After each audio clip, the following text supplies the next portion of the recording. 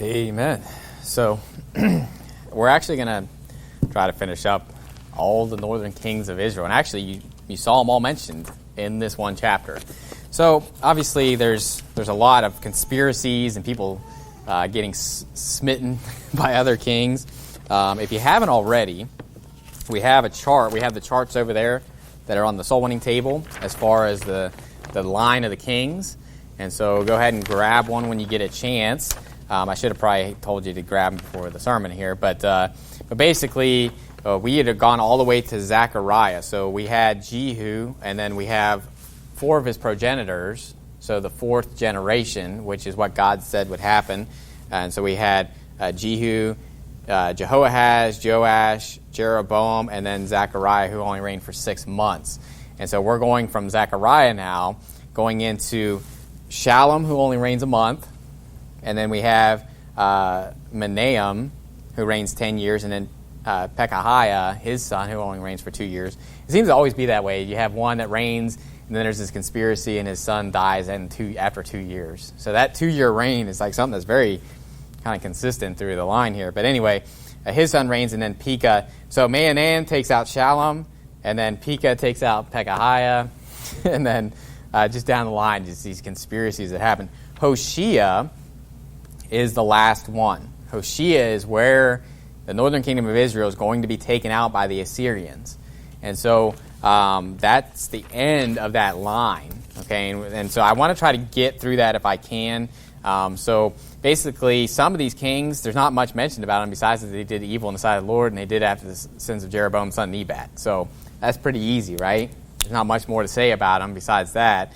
But we start off with Shallum here. But in chapter 15, we see that Shallum is the one that takes out Zechariah, which is the last generation of Jehu, that 4th generation. So in verse 8 there, it says, in the 38th year of Azariah, king of Judah, did Zechariah, the son of Jeroboam, reign over Israel and Samaria 6 months. And he did that which was evil in the sight of the Lord, as his fathers had done. He departed not from the sins of Jeroboam the son of Nebat, who made Israel to sin. And Shallum, the son of Jabesh, conspired against him and smote him before the people and slew him and reigned in his stead. So that's how that last generation of Jehu gets taken out, is that basically there's a conspiracy where Shallum kills him. So Shallum, though, he doesn't reign very long. Okay, he's only going to reign a full month. So he almost gets the prize, but he doesn't, because remember who was the shortest? Zimri. Zimri only reigned a week, 7 days, and he burned the house over top of him. So that's how you remember that guy, right? Is he burned the palace over him, and that was Tirzah, and that's why they moved the capital city to Samaria. And so in verse 13 there, we see Shallum, the son of Jabesh, began to reign in the 9th and 30th year of Uzziah, king of Judah. He reigned a full month in Samaria. For Menahem, the son of Gadai, went up from Tirzah and came to Samaria and smote Shallum, the son of Jabesh, in Samaria and slew him and reigned in his stead. And the rest of the acts of Shallum and his conspiracy which he made, behold, they are written in the book of the Chronicles of the Kings of Israel. Then Menahem, or how you want to say him, Menahem, smote Tifsah and all that were therein, and the coast thereof, from Tirzah, because they opened not to him. Therefore he smote it, and all the women therein that were with child he ripped up. So the one big thing that we see with Menahem, so Shallum, we don't really see much. He just reigns a full month, right? So he's the one that killed Zechariah, which was the 4th generation of Jehu, which God promised would happen. But Shallum is, he only reigns a month, and then Menahem, he's the one that kills him. But he basically what happens here is they weren't all for him, right? He smote Tifsah and all that were therein. So he basically went over to this Tifsah, this province, and just kills everybody. Why? Because they opened not to him. Okay, so they basically weren't for him, and he just basically takes them all out. But it also says that he killed all the women, and the child, with child, he ripped up. So this is a very wicked person, right? So you can think of like Herod in there and how he killed had all the man children from 2 years old and under killed, And so just the wickedness of this king right here, basically, you didn't open up to me, I'm going to kill all your women and rip up all the children that are in the women and all that. So it's just disgusting behavior, obviously, that happens here. And so Menahem reigns for 10 years. So in verse 17 there,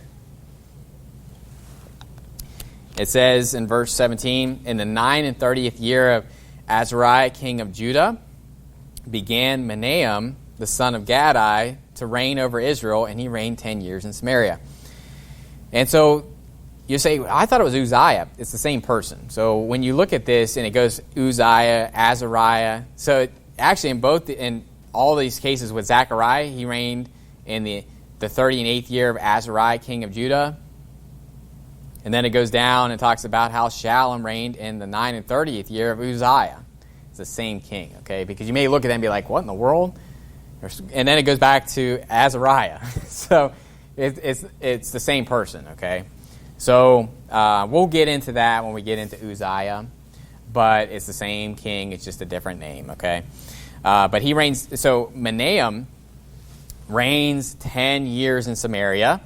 And it says, and he did that which was evil in the sight of the Lord. He departed not all his days from the sins of Jeroboam the son of Nebat, who made Israel to sin. Are you not ready to stop reading about these kings that follow the sins of Jeroboam the son of Nebat? Okay, every single one of these kings is guilty of this. Even Jehu. Remember, Jehu was the one that took out all the prophets of Baal.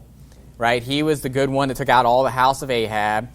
But he did not depart from the sins of Jeroboam the son of Nebat. What was what? Where he made the 2 golden calves, put one in Dan and one in Bethel, and that's what started this whole thing off. The whole northern kingdom of Israel is based off this sin of Jeroboam the son of Nebat, which was the first king over that northern kingdom. And we'll see at the end of this sermon, that's one of the big sins. That's the big sin, that's why they got taken out and completely annihilated. Okay? And so he reigns for 10 years. He falls for that sin, still holds on to that. And verse 19 here, now I want to point this out that now we're going to see Assyria is going to start coming in here and start afflicting this northern kingdom. Now Assyria is ultimately who takes them out. But I want to point this out because we're going to see that Menahem reigns for 10 years, and then you're going to have Pekahiah, his son, reigns for 2 years. But then we're going to have Pekah, the son of Remaliah, that reigns for like 20 years. Okay? Well, the reason I'm pointing out that Assyria is basically vexing them is because Jonah, the son of Amittai, was a prophet back in Jeroboam II's reign. Okay? So I believe Jonah is still going on here. And the reason I'm pointing this out is because the whole book of Jonah is him not wanting to preach to Nineveh. And Nineveh is the capital city of Assyria. Okay?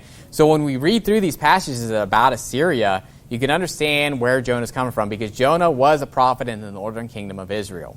Same with Elijah and Elisha. They were all prophets in the northern kingdom. And so you can kind of understand where they're coming from when you look at the minor prophets like Jonah, and he's like, I don't want to preach there. And the reason I didn't want to preach there is because I knew you'd be gracious and you'd have mercy on them. And this gives you a little more reason. Now, in verse 19 there says, and Pul, the king of Assyria, came against the land. And Menahem gave Pul 1,000 talents of silver, that his hand might be with him to confirm the kingdom in his hand. And Menahem exacted the money of Israel, even of all the mighty men of wealth, of each man 50 shekels of silver, to give the king of Assyria. So the king of Assyria turned back and stayed not there in the land. And the rest of the acts of Menahem, and all that he did, are they not written in the book of the Chronicles of the Kings of Israel? And Menahem slept with his fathers, and Pekahiah his son reigned in his stead. So now we see that he's basically paying off Assyria to basically stay out of their land. Okay? And so that never usually works, and what's going to happen is they end up stop paying the king of Assyria, and then he comes in and he's going to take people captive. And actually, that's going to happen before we get to the ultimate captivity of the children of Israel. So, going on with Pekahiah. So, we got through Shallum, full month, right? Not much to say about him besides he killed Zechariah. And then we get into Menahem, who kills I'm getting all these names mixed up. Menahem kills Shallum.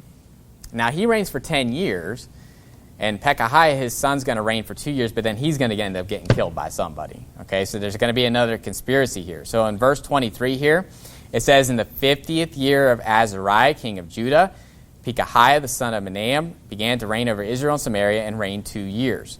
And he did that which was evil in the sight of the Lord. He departed not from the sins of Jeroboam, the son of Nebat, who made Israel to sin. But Pekah, the son of Remaliah, a captain of his, conspired against him and smote him in Samaria, in the palace of the king's house, with Argob and Ariah, and with him 50 men of the Gileadites. And he killed him and reigned in his room, and the rest of the acts of Pekahiah, and all that he did, behold, they are written in the book of the Chronicles of the Kings of Israel. So not much to say about his son. I mean, he followed the sins of Jeroboam, the son of Nebat, but one of his captains takes him out. And this is something that happens all the time, right? We saw that with Zimri and Omri and all this, that they were basically one of his captains. Zimri was one of the captains, and basically he conspired, and then Omri was the captain of the host. And so a lot of times it's these military leaders that have a coup and basically take out the king. And so that's what happens here again. And so it's just basically the same story, different day, and just history just keeps repeating itself with these kings. So we see that he doesn't just do it himself. He has like other men with him. I don't know who Argob is or this Ariah, but he had 50 men of the Gileadites with him when he did this. And so he takes out Pekahiah. Now Pekah, the son of Remaliah, there's actually more about him. Okay, so I kind of blasted through those because there's not much said about him, right? You go into Second Chronicles, there's nothing mentioned about him. So they're pretty much just mentioned here to just give you that line. You know, you're like, all right, who came next? You know, who did evil in the sight of the Lord? Who followed the sins of Jeroboam, son of Nebat? But with Pekah, he reigns for 20 years, and there is stuff said about him and dealing with Judah, the southern kingdom. So in verse 27 there, Verse 27, it says, in the 52nd year of Azariah, king of Judah, Pekah, the son of Remaliah, began to reign over Israel and Samaria, and reigned 20 years. And he did that which was evil in the sight of the Lord. He departed not from the sins of Jeroboam, the son of Nebat, who made Israel to sin. In the days of Pekah, king of Israel, came Tilgath-Pileser, king of Assyria, and took Ijon, and Abel-Beth-Maachah, and Genoa, and Kadesh, and Hazor, and Gilead, and Galilee, all the land of Naphtali, and carried them captive to Assyria. So you can pretty much just say all the land of Naphtali, but he's talking about all these different places.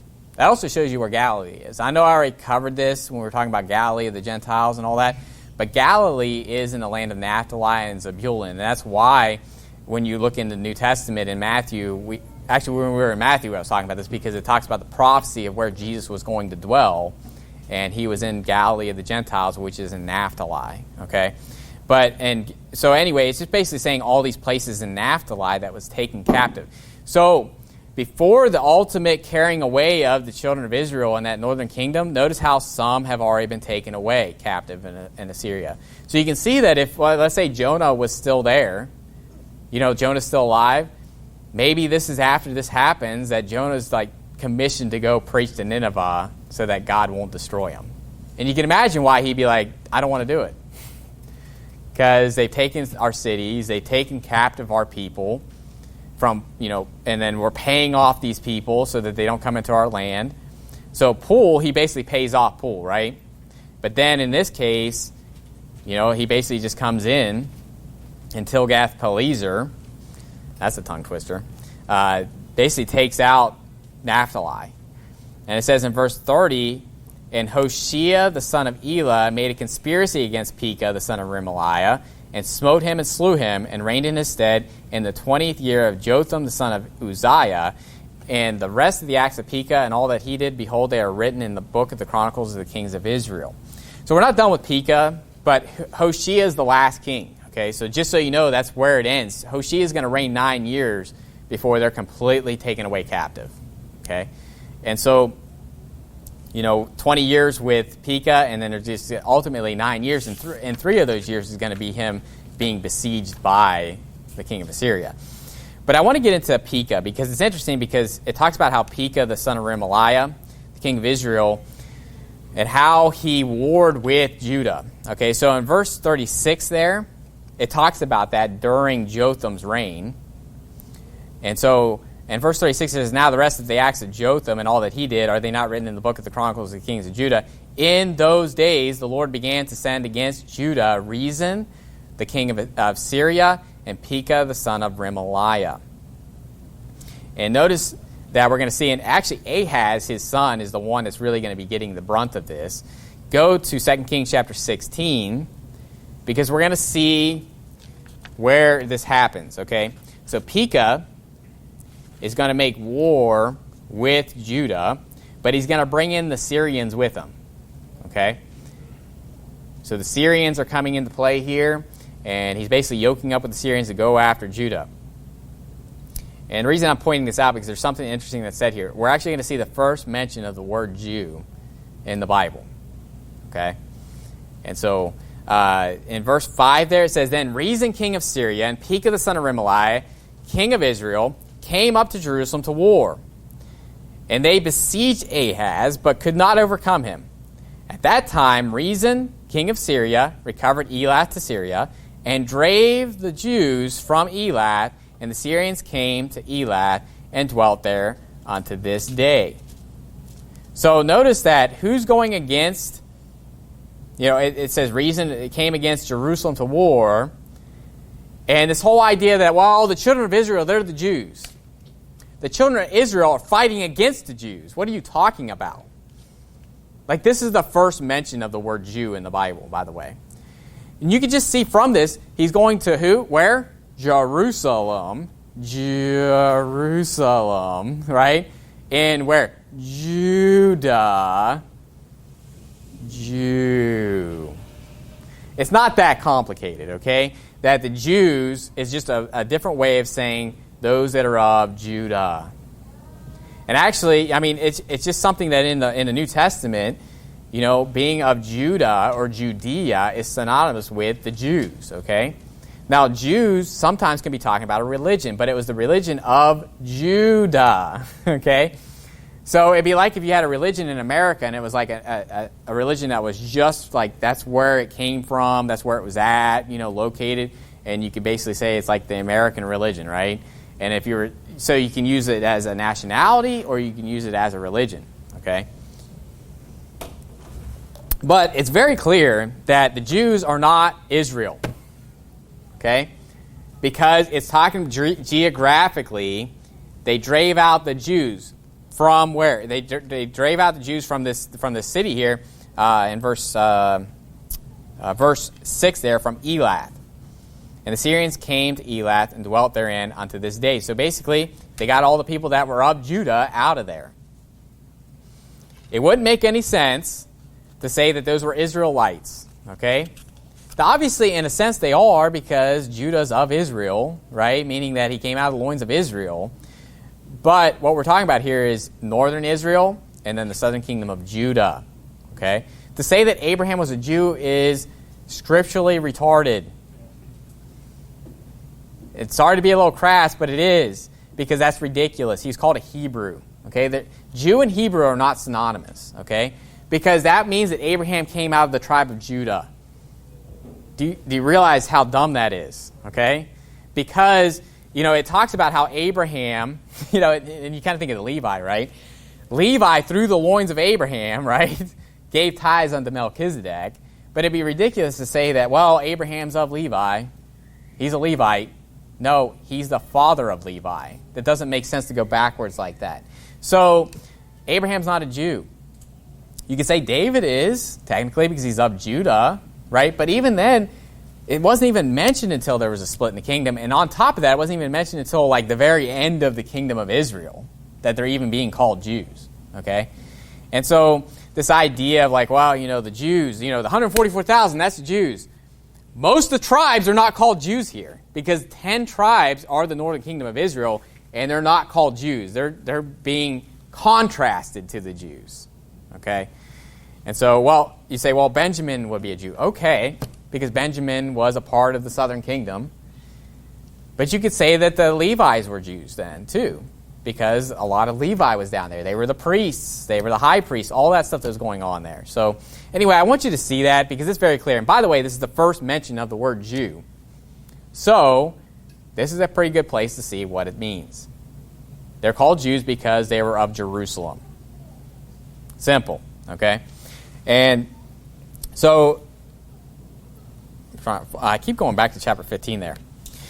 So in verse 7 there, it says, So Ahaz sent messengers to Tiglath-Pileser, king of Assyria, saying, I am thy servant and thy son. Come up and save me out of the hand of the king of Syria and out of the hand of the king of Israel, which rise up against me. So is there any doubt that that northern kingdom was coming against the southern kingdom?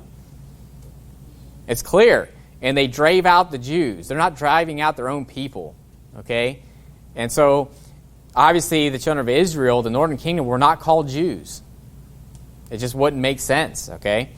In verse 8 there, it says, And Ahaz took the silver and gold that was found in the house of the Lord and in the treasures of the king's house and sent it for a present to the king of Assyria. And the king of Assyria hearkened unto him, for the king of Assyria went up against Damascus and took it and carried the people of it captive to Kir and slew Rezin.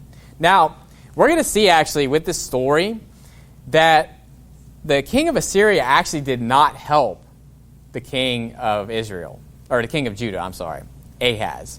It's going to explicitly say that. And you say, well, how? He came and he took out Damascus, which is the Syrians, right?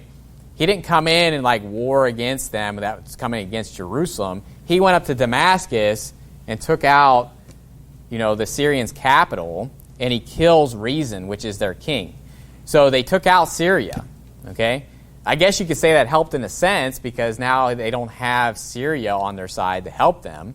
So basically the Syrians were coming against Jerusalem with the king of Israel, and then they probably hear news from the north that, hey, our capital's being taken out, we need to go back up there and take care of that. And then Rezin's killed in the process, their king, and Syria's taken out of the picture. So, yeah, a little bit, but the Bible's going to explicitly say that he didn't get help. He actually is the one that's vexing him. Now, go to 2 Chronicles chapter 28. 2 Chronicles chapter 28.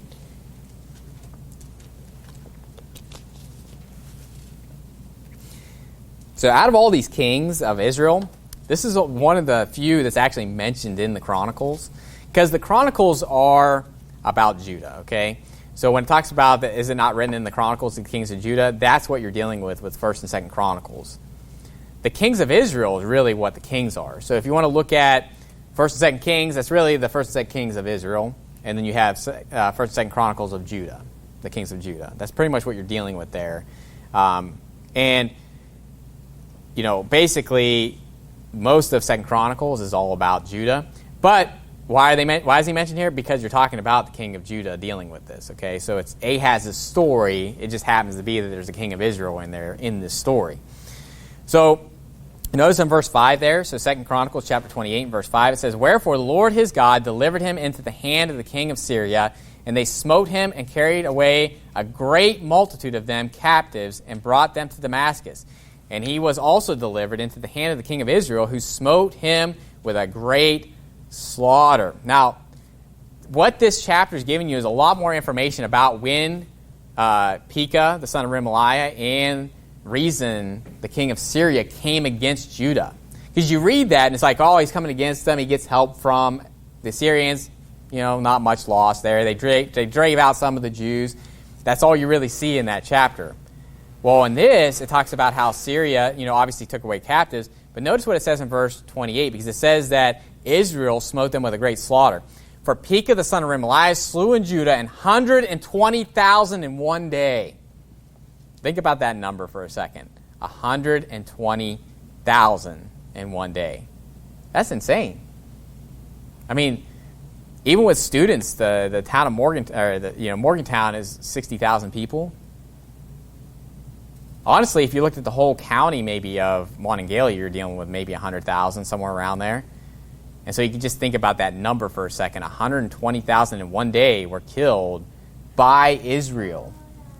Okay? So when it says they drave out the Jews, think about that a little deeper there as far as what's going on. Actually, what happens here is something that God allows to do because Ahaz was not a good king. He did evil in the sight of the Lord, and he's getting judged for it. Verse 28 there, verse 7, chapter 28. And Zechariah, a mighty man of Ephraim, slew Maaseiah, the king's son, and Israchim, the governor of the house, and Elkanah, that was next to the king. So basically he's taking out his son, he's taking out his governor, and taking out basically those that were next to him and all that.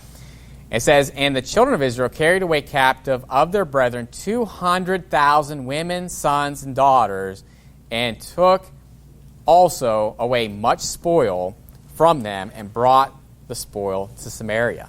So basically what's going on here is under Pekah, he's basically taking captive all the 200,000 people. But it doesn't really happen, okay? Now, I'll show you why. Because there's going to be a prophet that's going to prophesy up in northern Israel, and they're going to end up letting them go back, okay? So this is, they almost took Judah pretty much, but God didn't allow it to happen, okay? Now, notice what it says here in verse 9. It says, but a prophet of the Lord was there whose name was Oded.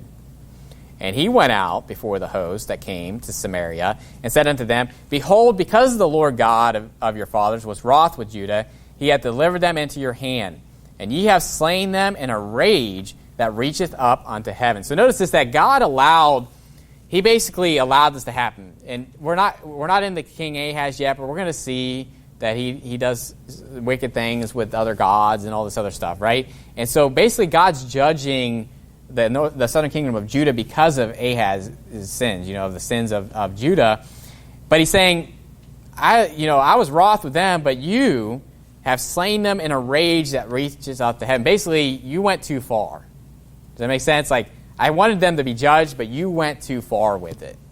And notice what it says in verse 10. It says, and now ye purpose to keep under the children of Judah and Jerusalem 4 bondmen and bondwomen unto you. But are there not with you, even with you, sins against the Lord your God? So notice what the prophet's saying here. Is he basically saying, you're going way beyond what you're supposed to do. And not only that, but you're taking them captive, and you're going to be your bondwomen and bondmen. And he's saying, are there not sins that you have against the Lord? Meaning this, that God is judging Judah, but it's kind of like look in the mirror with your sins of Jeroboam the son of Nebat, by the way, and all the sins that you've dealt with. And so he's basically calling them out on that, saying you shouldn't be doing this. In verse 11 it says, now hear me therefore, and deliver the captives again, which ye have taken captive of your brethren, for the fierce wrath of the Lord is upon you. Now, what happens here is actually there's certain heads of Ephraim that step up and basically rebuke those that brought these captives. So just to kind of give you an idea of what's going on here, that Israel brings back 200,000, and they're basically bringing them back into Israel and taking all these people captive. And then this prophet comes and prophesies against them, saying, you need to let them go back. And what happens is that there's certain men here that are going to be called out by name that stood up and said, yes, they need to go back. Don't do this. And basically stays the hand of God's judgment for a little bit is what happens here. So in the midst of this wicked nation of northern Israel, there's still people in there that fear the Lord, that listen to the prophet, right? Because you can get this idea that it's just reprobate. Everybody up there is just wicked as hell, and there's no one good in there. No, there's still men in there that'll stand up for the truth, that'll stand up for God. And that's what we see here. In verse 12, it says, then certain of the heads of the children of Ephraim, Azariah the son of Johanan, Berechiah the son of Meshillemoth, and Jehezekiah the son of Shallum, and Amasa the son of Hadlai, stood up against them that came from the war. You say, why is it it's naming them by name? I believe God is giving them an honor here, saying, I'm going to name you by name that you stood up against those that came back from the war and said, no, you need to take them back. We're not taking them captive. And then notice what it says in verse 13. This is what they said. And said unto them, Ye shall not bring in the captains hither. For whereas we have offended against the Lord already, ye intend to add more to our sins and to our trespass, for our trespass is great. There is fierce wrath against Israel. So the armed men left the captives and the spoil before the princes and all the congregation. So they won the battle, right? They basically, you can imagine that this whole army's coming back. They won this battle, and now they're bringing back 200,000 people. And these men of Ephraim go out there and said, no. Basically, we already have enough sins. We already have enough sins on our hands that we're dealing with, that God is wanting to judge us for. We're not adding this to it. So that's basically what they're saying here. Now, reading through this, sometimes you can kind of get confused on who's talking, who's the good guy, all this stuff. But that's what's happening here, is that these 4 men of Ephraim stand up to the army and say, no, you need to let them go back. And that's what happens, is that they let them go. They clothe them. They do, for sake of time, I'm not going to read all this, but basically they bring them back to Jericho and let them go back. Okay? Notice in verse 16, this is where it picks up in the story. So when you're reading in 2 Kings, you don't see all this information, right? You don't see that they killed 120,000 people in one day. You don't see that they actually took captive 200,000 women and children and all that. And then you don't see that, hey, God intervened with a prophet and told them to let them go back. Okay?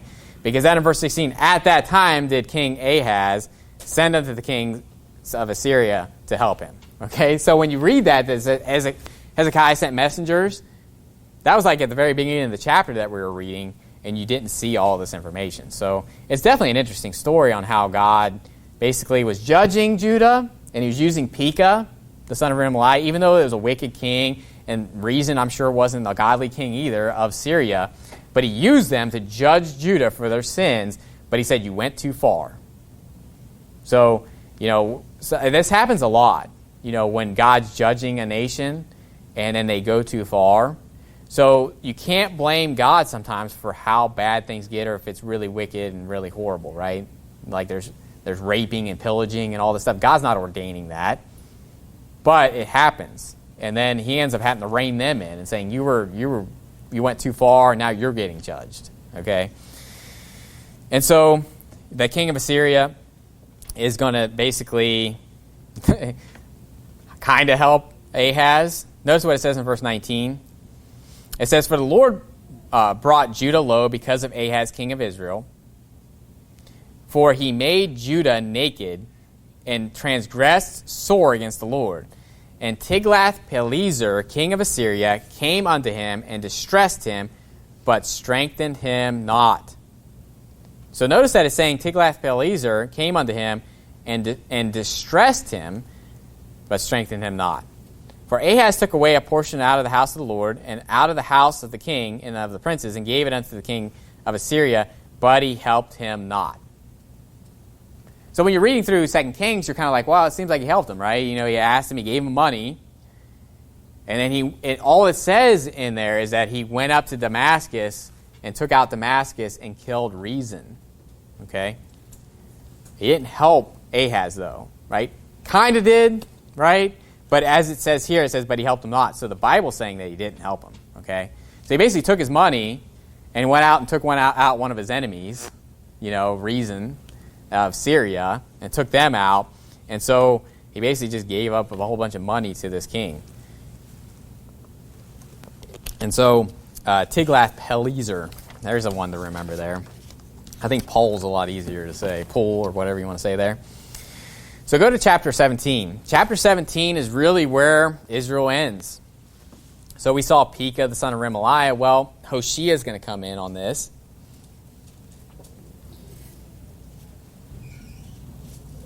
In verse 1 there. So Hoshea is the last king. So you can at least remember that. Jeroboam starts off that northern kingdom. Hoshea ends it. Hosea, 2 Kings chapter 17, verse 1 there, it says, in the 12th year of Ahaz, king of Judah, began Hoshea the son of Elah to reign in Samaria over Israel 9 years. And he did that which was evil in the sight of the Lord, but not as the kings of Israel that were before him. against him came up Shalmaneser, king of Assyria. And Hoshea became his servant and gave him presents. So now we have another king. Remember, we had Pul, then you have Tiglath-Pileser, and now you have Shalmaneser. Okay? So Shalmaneser is actually the one that's going to end up taking them all out. Right? Tiglath-Pileser took out some of it, right? Took out that Naphtali region. So it's kind of starting that captivity there. And he sends them presents. So basically all these northern kings are basically paying off Assyria. That's what's going on here. They're paying them off, trying to keep them off their back, right? And then in verse 4 there,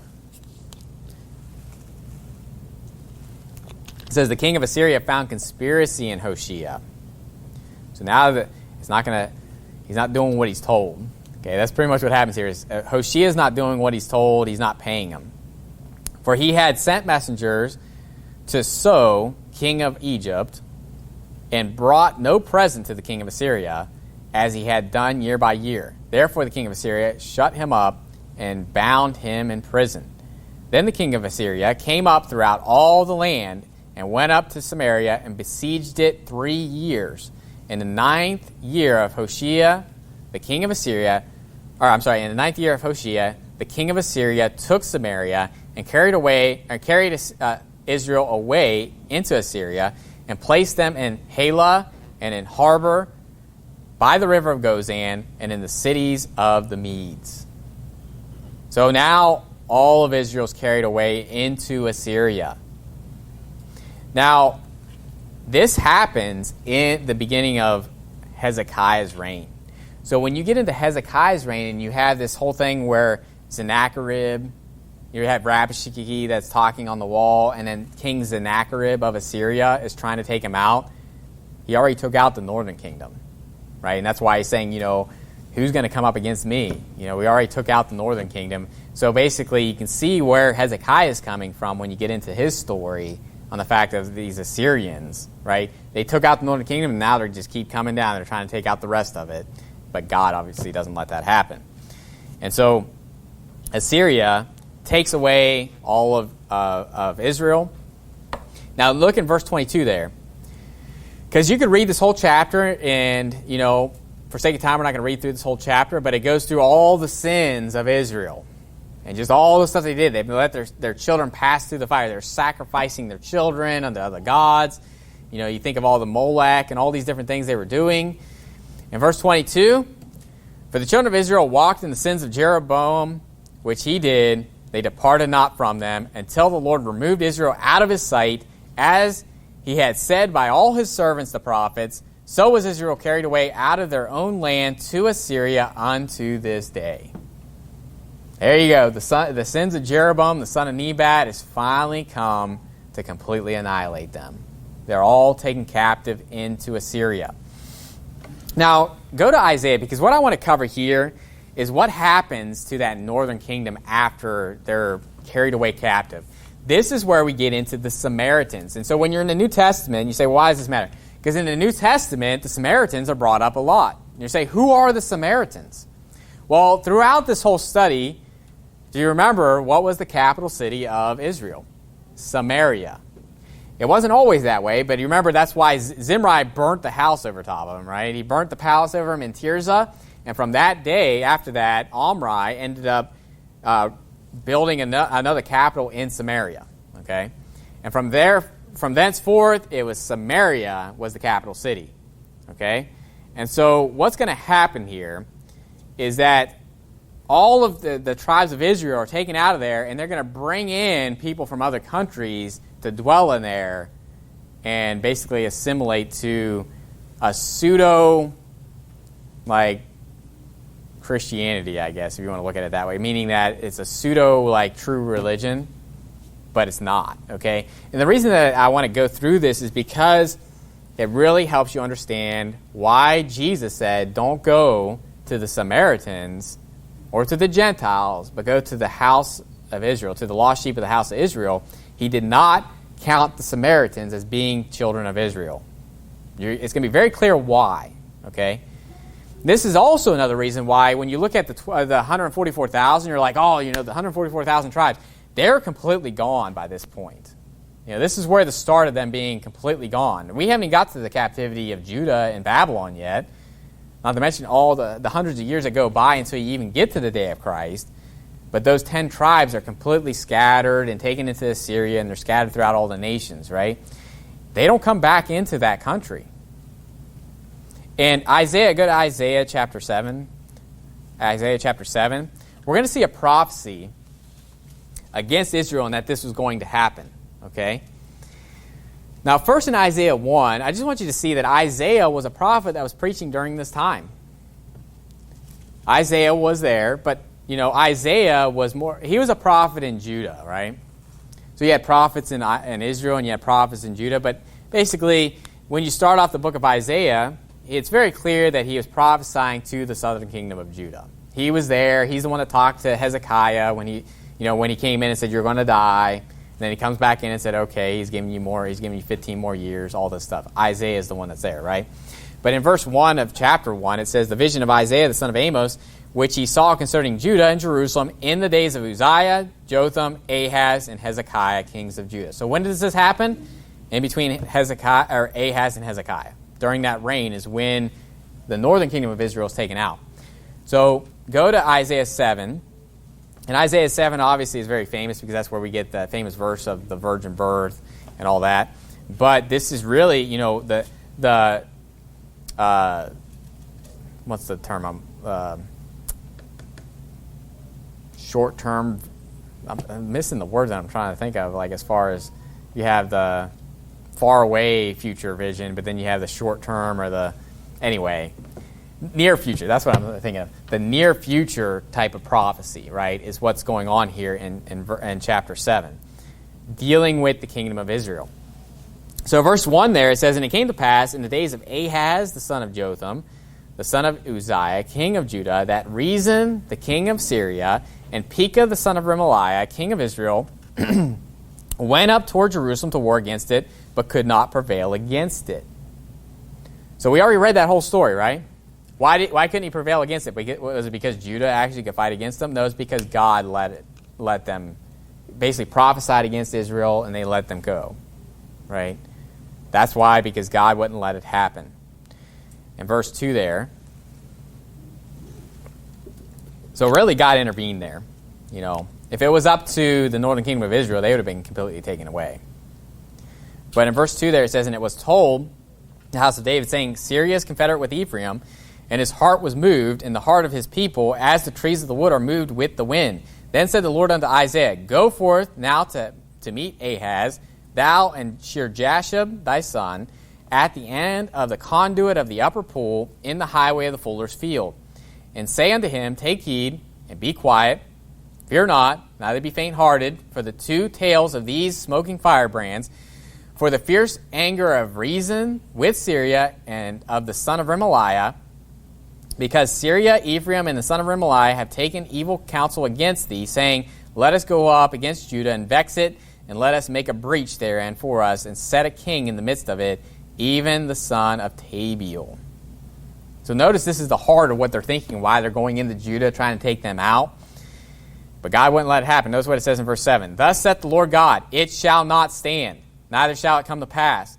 For the head of Syria is Damascus, and the head of Damascus is Rezin, and within 65 years shall Ephraim be broken, that it be no people.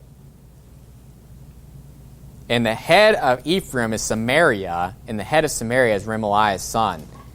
If ye will not believe, surely ye shall not be established."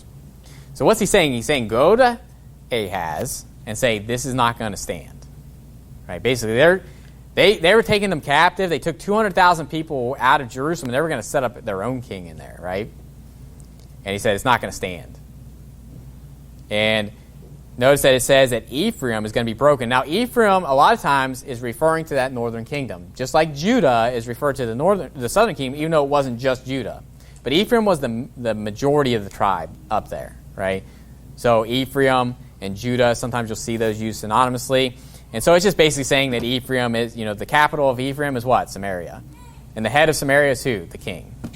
Same thing with Damascus. It says, what's the head of Syria? Damascus. And who's the head of Damascus? Rezin the king, right? So it's just going through that. But notice that it says, within 65 years shall Ephraim be broken, that it be not a people. That's 65 years. So if you look at your chart, and this is going on, in Jotham's time, right? So in here, so you're in Pekah's reign, right? And there's 20 years. Even if you start at the very beginning of Pekah, it's like 29 years there, right?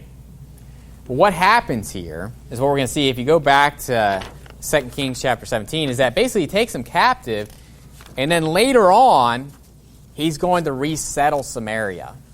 Okay? So he's talking about how Ephraim's going to be no people, and it's going to be accomplished in this time. So basically there's this time where there's just like no one there, but then there's going to be a people there, but it's not really the people. Like, it's just a whole new crop of people. Okay? And that's what I want you to see. If there's anything to see out of this is, who are the Samaritans? Right?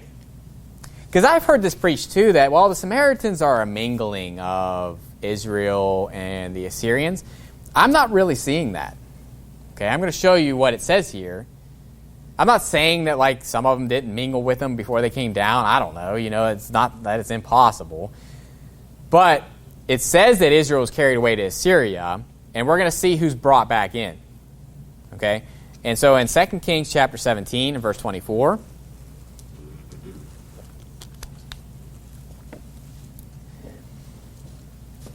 2 Kings chapter 17, verse 24, it says, and the king of Assyria brought men from Babylon, and from Cutha, and from Ava, and from Hamath, and from Sepharvaim, and placed them in the cities of Samaria instead of the children of Israel. And they possessed Samaria and dwelt in the cities thereof. Okay. So it says instead of the children of Israel. Okay. So basically they took out the children of Israel and they put these people in. Okay. You can say, there was children of Israel. There could be. Okay. I'm not saying there couldn't be, but it's being very stark here that it's not the children of Israel. Okay. So it's not like they're like, all right, let's bring all the tribes out of those nations. No, it's Babylon, Cutha, Ava, Hamath, Sepharvaim. Okay, this is not mentioning the tribes of Israel here. Okay. Then notice in verse 25, it's interesting because they go into the land and then God starts killing them with lions. Okay, it's kind of interesting, what happens here. But in verse 25 there it says, and so it was at the beginning of their dwelling there that they feared not the Lord. Therefore the Lord sent lions among them, which slew some of them. So he just sent in lions after them. So it's kind of interesting, right? That he just sends in these lions because they didn't fear the Lord.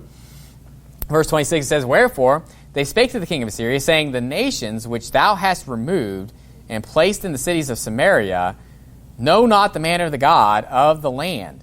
Therefore he hath sent lions among them, and behold, they slay them, because they know not the manner of the king, the God of the land. Okay? So he's basically saying, these lions are coming in because you brought in all these nations that don't know the God of the land. Okay, this is what he's saying, right? So basically, God's judging them because they're bringing in all their, false religion and all this stuff, which is going to it's going to be an assimilation. This is what the assimilation is. It's not the people, it's the religion. Okay, so that's what I've always been told. You hear this preaching that the Samaritans are a mingling of the Assyrians and the children of Israel. That's not what I see. I see that the Samaritans are straight up other nations that came in. But what's going to happen here is they're going to be assimilated partially into the religion of the Bible. Okay? So let's keep reading here. So in verse 27 it says, then the king of Assyria commanded, saying, carry thither one of the priests, whom ye brought from thence, and let them go and dwell there, and let him teach them the manner of the God of the land. So notice that he's just sending one person back, right? There's this lone ranger of the children of Israel that's going back, and he's basically going to show them their religion. Now think about this for a second. Was their religion really good when they left? Right? It's kind of like if you left with Joel Osteen's religion, and then you say, hey, bring one of those guys back. It's like it's still garbage, okay? It was garbage when they left. It's going to be garbage when they come back. because they were literally like, they had their idols of Jeroboam, the son of Nebat, and all this other stuff. But it's kind of like they know a little bit. They know the story, right? So they bring back one priest to do this. Verse 28, then one of the priests, whom they had carried away from Samaria, came and dwelt in Bethel, and taught them how they should fear the Lord. Okay? So they clearly got the B team. When they got to pick a priest, to come back and do this. They should have got someone from Judah if they really wanted like someone that was going to actually know what they're talking about. And so anyway, they get this one priest to come do that. In verse 29, howbeit, every nation made gods of their own, and put them in the house of the high places which the Samaritans had made, every nation in their cities wherein they dwelt. So notice that we're calling them the Samaritans. And I actually didn't look this up if this is the first place mentioned, but it looks like to me this is the first place mention of the Samaritans. I could be wrong about that, but what are the Samaritans? These nations, Babylon, Cutha, Ava, Hamath, and Sepharvaim.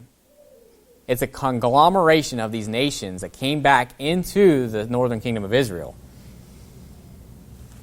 So this priest comes down, but it says, howbeit, they still made them their gods, and it's going to basically say that each nation has their own god. Okay, so it says, keep going there in verse. Just read in verse 30 there.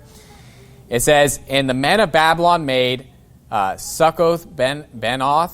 I don't know if that's how you say it. And the men of Cuth made Nergal, and the men of Hamath made Ashima, and the Havites made Nibhaz and Tartak, and the Sepharvites burnt their children in fire to Adrimelech and Anamelech, the gods of Sepharvaim.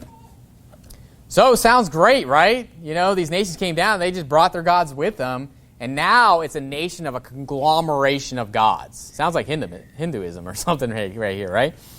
There's a conglomeration of gods. Notice what it says, because this is an interesting wording of the Bible here. In verse 32, it says, so they feared the Lord and made unto themselves of the lowest of them priests of the high places, which sacrificed for them in the houses of the high places. They feared the Lord and served their own gods after the manner of the nations whom they carried away from thence. So you say, well, they feared the Lord and they did this? Notice what it says. It's going to clarify this. Because this comes into, they swear by the name of the Lord and by the name of Malcolm, it says in one of the minor prophets. And I can't remember, I think it was Habakkuk maybe. I can't remember exactly which one it was. It's one of the minor prophets. But basically, it's saying they did both. But what that means is they don't really, you can't have both. I believe that it's by grace and by works. Then it's by works in your mind. Then you believe it's by works. You can't have both. Okay? And that's what it's going to get to, is that they feared the Lord and they served. So basically, they had the religion of the Bible over here, but they were supplementing their gods in with it. Does that make sense? So it's kind of like they're trying to mix the two. They had their God, but then they had the Bible. They had the religion of the Bible, right? And so they're trying to mix the two together. And then it says, but notice it clarifies in verse 34, unto this day they do after the former manners. They fear not the Lord. Okay? So what that means is that you can't fear the Lord and other gods at the same time. It's impossible. Because it talks about the fact that you should have no other gods before me. You can't have other gods. So if you're in Buddhism, you can't have Buddha and Jesus. If you're in Hinduism, you got to get rid of all your other gods. You can't supplement Jesus and say, oh, I'm going to tack him on too. And that's pretty much what happens here, is they're trying to tack on the God of the Bible, but they're putting it in there, and ultimately it means that they feared not the Lord. Neither do they after their statutes, or after their ordinances, or after the law and commandment which the Lord commanded the children of Jacob, whom he named Israel. And it goes on to talk about how, like all the commandments and all this stuff, they didn't do any of that stuff. They're basically in name only, like we serve the God, Jehovah. We serve God Almighty of the Bible and the God of Sepharvaim, and it's kind of like they're coupling these things together. Verse 41. It says, so these nations feared the Lord and served their graven images, both their children and their children's children, as did their fathers, so do they unto this day. Okay, so this is where if you're going to see, well, what's the Samaritans when Jesus came on the scene? This. Right? So do you see, they have a knowledge of who the God of Abraham is, right? But they're obviously not following it like the Bible. They're coupling in their other gods. And so when Jesus comes in and says, don't go to the Samaritans are located in the land of Israel. Okay? You have to go, he always had to go through Samaria to get to Galilee, right? It's always like traveling through Samaria to get back to Jerusalem, traveling through Samaria to get up to Galilee. So there's like this, basically this roadblock of the Samaritans, and he's saying, don't preach to them, preach to the house of Israel. Therefore, the Samaritans were not counted as the house of Israel. Oh, that's because they're mingled. Do you show me where they're mingled? Show me where it says he brought in Israelites and the Assyrians, and they mingled together. Okay? Now, that doesn't mean that it didn't happen. You know, like people came up from Judah, or people came down from being in captive Assyria, and they intermingled. Obviously, we know that we all have blood of Abraham in our veins. You know, everybody does by this point in history. But that's not the point. It's just the fact that it was all these other nations that made up the Samaritans. And they brought in all their other gods, but they tried to supplement the God of the Bible in there. Okay? Now, go to John chapter 4. John chapter 4. Now, this should make a lot of sense what Jesus says to the woman at the well. And she was a Samaritan. Okay? Because there's a verse that people take out of context all the time to support their stupid Zionist view. Okay? Oh, we need the Jews, you know. Salvation's of the Jews. And that's what I'm going to get to here. But I think that, you know, looking at who the Samaritans are, and knowing that in 2 Kings chapter 16 is the first time Jews are mentioned, which is obviously talking about Judah, right? In John 4, verse 7, it says, there cometh a woman of Samaria to draw water. Jesus saith unto her, give me to drink. For his disciples were gone away unto the city to buy meat. Then saith the woman of Samaria unto him, how is it that thou, being a Jew, askest drink of me, which am a woman of Samaria? For the Jews have no dealings with the Samaritans. Do you see why they didn't have dealings with the Samaritans? They were pretty much Gentiles, right? But they were a little, you could almost look at it as almost worse than the Gentiles because they're trying to put Christianity in there, right? It's kind of like, I'd rather have someone who's just completely like outside of Christianity than trying to say, well, I'm a Christian, but I have all this other stuff attached to it, right? And so you're better off just talking to the person that doesn't have Christianity at all. And so basically you say, well, why don't they have dealings with the Samaritans? Well, look who the Samaritans are. And it says, for the Jews have no dealings with the Samaritans. Notice in verse 20. Our fathers worshipped in this mountain, and ye say that Jerusalem is the place where men ought to worship. So what is he talking about? You think of Bethel and like that northern kingdom and how they worshipped in these high places, right? And it says, you say that we need to worship in Jerusalem. So what's the contrast? Samaria compared to Jerusalem. And then it goes, and then what Jesus says here in verse 21, it says, Jesus saith unto her, woman, believe me that the hour cometh when ye shall neither in this mountain, nor yet at Jerusalem, worship the Father. Ye worship ye know not what. We know what we worship, for salvation is of the Jews. Why? Because Judah is the one that had the true religion. That's why. Because at that point with the Samaritans, they had a false religion. And they were trying to couple in the true religion or the true God of the Bible in there, but they didn't have it. And they didn't have it for years, meaning that how many years did they worship golden calves up in the northern kingdom, the sins of Jeroboam, the son of Nebat, to where God finally takes them out completely. They were worshiping other gods and all of that. Now, Judah's not innocent of not following the Lord and everything, but ultimately, they were the keepers of the true gospel. Judah was the one that actually was preaching the true gospel back then. And what Jesus is saying is that you're a Samaritan, but salvation is of the Jews. Why? Because salvation was of Judea. They were the only ones that were propagating the gospel by and large. And it would be like today saying, well, salvation's of America. Because America is the one that actually has saved people that are out preaching the gospel to other nations. By and large, America has the most saved people in it that's believers that are actually truly believing the true gospel. So it'd be like saying salvation's of America. But it's not saying that, like, well, an American can get you saved. Like, meaning, like what they do with this is say, like, you need a Jew to pray for you so you can go to heaven. I mean, you think I'm joking.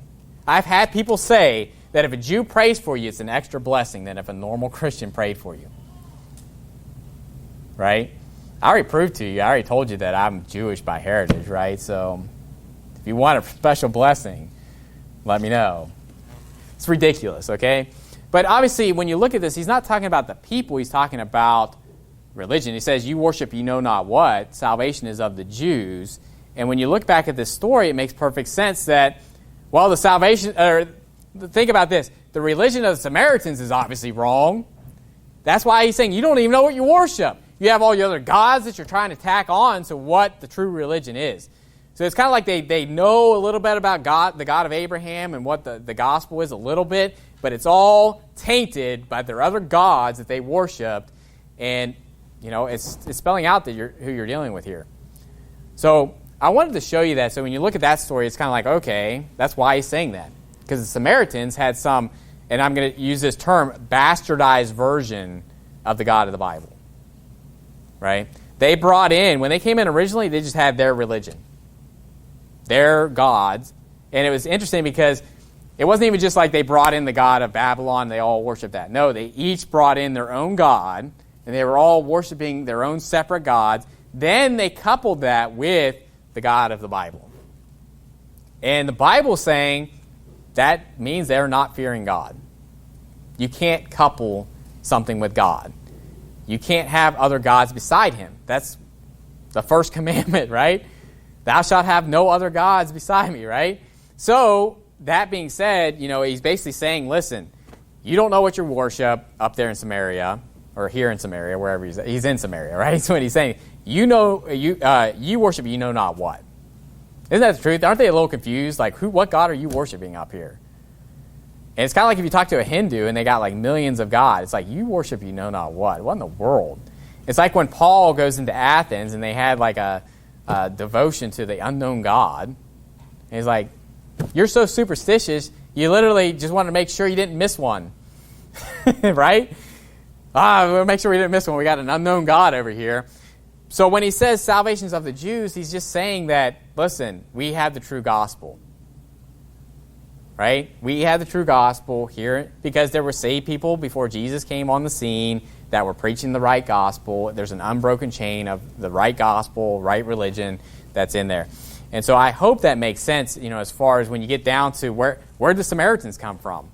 They came from the fact that the northern kingdom of Israel was completely carried away out into captivity, into Assyria, and the king of Assyria brought in a whole bunch of people from other nations. So the Samaritans is a conglomeration of other nations with their other gods, and they tried to assimilate God's religion in there, the faith of the Bible. They tried to, put in, we fear the God Almighty. We fear Jehovah, and Molech, and like whatever. I don't remember their names. I don't care what the gods' names that they had in there. Baal for all I care. And so I hope that makes sense. And, you say, why do we go into all these details? Because you should know what Jew means and what that's referring to. You should know who the Samaritans are. Because when you're reading the New Testament and you see, like, he went into the land of the Samaritans, well, you can be like, okay, I know who these people are. I know where they came from. These aren't really, they weren't Israelites. They were brought in from other nations and they assimilated into the religion to a certain extent. Okay? And sometimes you got to put out preconceived ideas as far as what's been taught. Like I said, I just took that as face value. I'm just like, oh, okay, that makes sense. I know they were taken captive, so maybe they just assimilated and all this stuff. And then you read this and it's like, no, they put them instead. It was instead of the children of Israel. So, sometimes you got to just step back and just be like, all right, this is what the Bible says. It is what it is. And so, but that's the kings of Israel. We finally got through the sins of Jeroboam, the son of Nebat. So, obviously, and I was kind of torn as far as whether I was going to try to do a whole sermon on the captivity, but I think it was fine that way because a lot of these kings, who cares, right? They did evil in the sight of the Lord memorize them for sake of argument here, but who really cares about Pekahiah, right? And all this other stuff. Obviously, it's all important in the Bible. But what I'm saying is that, obviously, I don't really care about that king because he's an evil king anyway. So we're going to go all the way back up to Rehoboam, okay? So hopefully, as we went through these kings of Israel, when we go through the kings of Judah, and a king of Israel is mentioned, you're like, oh, I remember that guy, because we just got done talking about him. And you can kind of have just a head knowledge of like, okay, who's this guy that's going on in this kingdom, in this king's reign. And so obviously the kings of Judah are more important because we're dealing with the line of Christ, and we're dealing with that kingly line, right? And there's a lot of pictures of Christ and all these different things that are in there. And so I'm excited to get into the kings of Judah. I'm done with the sins of Jeroboam, the son of Nebat. Let's just put that to bed. So anyway, let's end with a word of prayer. Heavenly Father, Lord, we thank you for this evening. And thank you for the souls that were saved today. And Lord, thank you for the soul winners. And thank you for this church. And Lord, just pray that you'd help us to learn as much as we can when it comes to everything in the Bible. When it comes to any of the kings in the Bible, I just pray that you'd help us to know it, because that information can be used in other places, and it can help us understand other passages. And Lord, just pray that you'd help us to be edified and be with us this week as we go out back into the workforce, and pray that you bless our families, keep us safe. And Lord, we love you and pray all in Jesus Christ's name. Amen.